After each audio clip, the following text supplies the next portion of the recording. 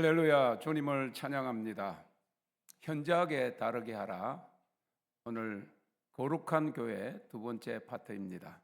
성도는 하나님의 거룩함 안으로 초청받았습니다. 예배를 회복할 때 우리가 하나님의 음성을 들을 수 있습니다. 특히 제사장들인 목회자들은 둠밈과 우림을 소유해야 합니다. 신명기 33장 8절에 모세가 레위 자손에게 한 축복 기도 중에 주의 둠밈과 우림이 주의 경건한 자에게 있도다라고 했습니다. 이것은 제사장들의 예복에 달려 있는 것인데 이것으로 백성들을 위해서 하나님께 물어서 하나님의 응답을 받는 것이었습니다. 그것이 경건한 자에게 있다고 하였습니다. 경건이 곧 거룩입니다. 목회자라도 경건하지 못하고 거룩성이 결여되면 하나님과의 채널인 둠밈과 우림이 없는 것입니다. 그러나 성도들 왕같은 제사장으로 부르심을 받은 심지어 어린 아이들이라도 둠밈과 우림을 소유할 수 있습니다. 그 특징은 정결함과 거룩함입니다.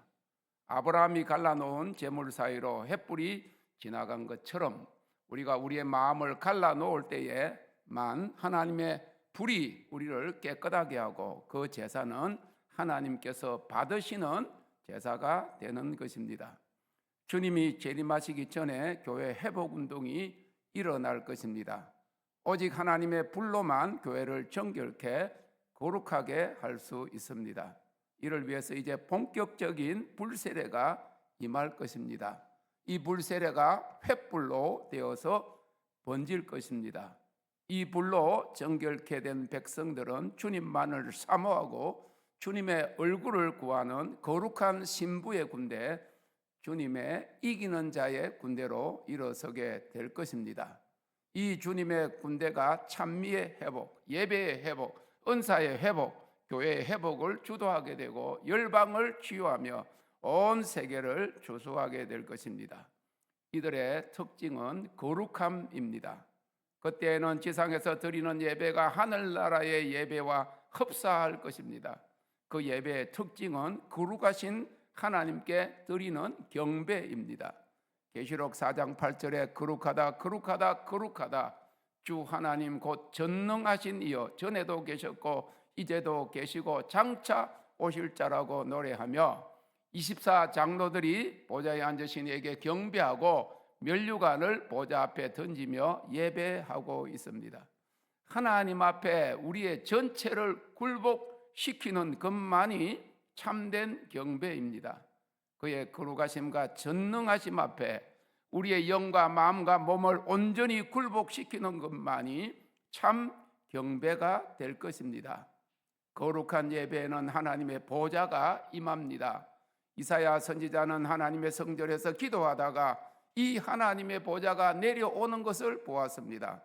이사야 6장 1절 3절 주께서 높이 들린 보좌에 앉으셨는데 그 옷자락은 성전에 가득하였고 서랍들은 모셨었는데 각기 6날개가 있어 그 둘로는 그 얼굴을 가리었고 그 둘로는 그 발을 가리었고 그 둘로는 날며 서로 창하며 가로되 거룩하다 거룩하다 거룩하다 만군의 여호와여 그 영광이 온 땅에 충만하도다. 하나님이 임하실 때 그의 성전에 그의 영광이 가득하게 되는 것입니다. 우리는 하나님 앞에서 하나님의 의에 무장해제되어야 합니다. 그렇지 않으면 마귀에게 무장해제되게 됩니다. 하나님의 다스림 앞에서 완전히 굴복되어야만 합니다. 이는 제물이 완전히 태워지고 녹아내리고 살라지는 것입니다. 예배 드리기 전에도 예배 드리는 중에도 예배 드리고 난 후에도 뻣뻣이 살아있다면 참 예배가 되지 못하는 것입니다. 그래서 바울 사도는 로마서 12장 1절에서 하나님의 모든 자비하심으로 너희를 구하노니 너희 몸을 하나님이 기뻐하시는 산 제사로 드리라고 하였습니다. 죽어야만 합니다. 육체의 정욕, 안목의 정욕, 이생의 자랑이 박살나야만 합니다. 우리의 모든 생각이 굴복되어야만 합니다. 내려놓는 것만으로도 안 됩니다. 더 내려놓아도 안 됩니다. 또 내려놓을 것이 있기 때문입니다. 무너져 내려야만 합니다. 굴복되어야만 합니다. 죽어야만 합니다. 그래서 거룩함은 굴복한 자들에게 전이되는 하나님의 성품입니다. 요한일서 1장 5절은 하나님은 빛이시라 그에게는 어둠이 조금도 없으시니라고 하였습니다. 이제 가짜는 드러날 것입니다. 정품이 아닌 것은 불살라질 것입니다. 어두움은 빛이신 하나님 앞에 설 수 없습니다. 자신을 의지하는 자, 진실되지 못한 목자, 거짓 목자, 기회주의자들은 하나님께서 관여치 않으실 것입니다. 이제 육체와 사망에 속한 법에서 해방되어서 생명 안에서 사는 법을 배워야 합니다. 거룩한 삶의 방법입니다. 만물 중에 부패한 것이 인간의 마음이기 때문에 우리의 생각과 마음을 믿을 수 없습니다. 영과 혼과 육이 온전히 거룩해지고 생각까지도 다스려지고 하나님께 굴복시켜야만 합니다. 이제 곧 의의 태양이신 주님이 강림하실 것입니다. 그때에는 거룩하지 못한 것들은 다 불살라질 것입니다. 그때는 주여 주여 하면서도 여전히 거룩함으로 옷 입지 않는 자들은 주의 종들까지라도 설마하다가 심판의 불못으로 떨어지게 될 것입니다. 그러나 마지막 환난 때에도 만주의 주시요 만왕의 왕이신 어린 양과 함께 있는 자들, 곧 거룩함으로 부르심을 입고 빼내심을 얻고 진실한 자들은 적그리스도 짐승의 세력을 이길 것입니다. 그들은 빛나고 깨끗한 세마포를 입은 주님의 거룩한 신부들이 되어 어린 양의 혼인잔치에 참여하게 될 것입니다. 거룩함에도 수준이 있습니다. 한국의 이 4대 그룹의 임원이 되면 50에서 70여 가지 혜택이 있다고 합니다. 그런데 입사한 지 평균 22년 정도 되어 임원으로 성질할 확률은 1%에서 2%라고 합니다. 모든 자격에서도 임원으로서 보다 높은 도덕성이 요구됩니다. 새 정부의 장관이나 대통령으로서도 도덕성의 수준이 있습니다. 평국회의원 때는 그냥 넘어갔던 사안들이 장관으로 올라가면 청문회에서 문제를 삼는 것입니다. 하나님 나라의 대사로서 부름받은 우리들에게 요구되는 도덕성은 세상의 기준과는 비교되지 않는 하나님의 성품인 거룩성을 요구하고 있습니다. 세상의 어떤 위치나 지도자 역할에 청렴한 도덕성이 요구된다고 할지라도 거룩성이라고 하는 말은 쓰지 않습니다.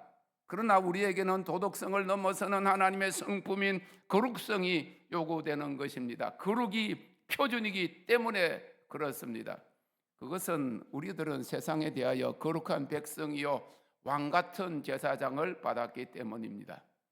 그러므로 지금 한국교회가 사회의 지탄을 받고 있는 것은 하나님께서 요구하시는 거룩성의 수준 이전에 세상 사람들이 요구하는 도덕성에도 미치지 못하는 것입니다.